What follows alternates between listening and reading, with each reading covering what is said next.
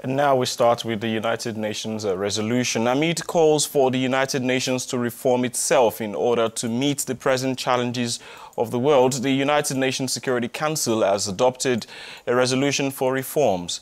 In attendance at the adoption of the resolution were about 20 heads of state. UK Prime Minister Theresa May, in her speech on Wednesday, had warned that Britain could withhold up to 30% of its £90 million core funding each year unless the UN reforms.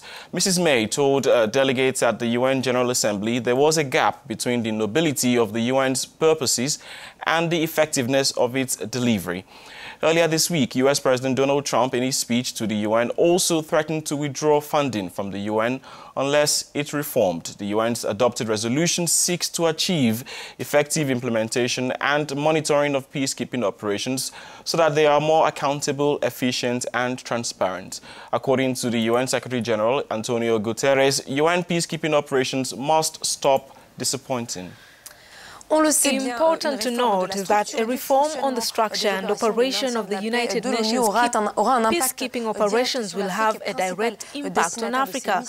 The main recipient of these missions, Senegalese President Macky Sall, expressed that these missions today exceed the strict security framework for maintaining peace and face many challenges. Peacekeeping operations are confronted and face obstacles and restrictions in order to achieve their mandates because of the lack of peace or hostility in host countries,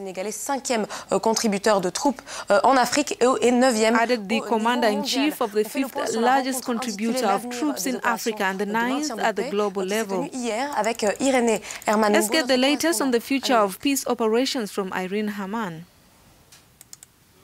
Vous savez, depuis sa création en 2013, la mission onusienne au Mali... Malian President Ibrahim Boubacar Keïta co-chaired a meeting with the UN Secretary General Antonio Guterres yesterday in New York on the sidelines of the general debate to discuss the security situation in Mali.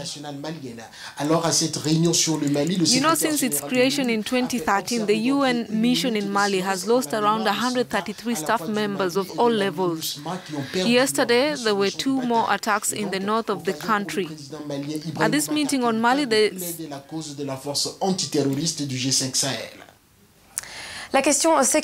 the security question the main subject on the agenda? What else did they talk about?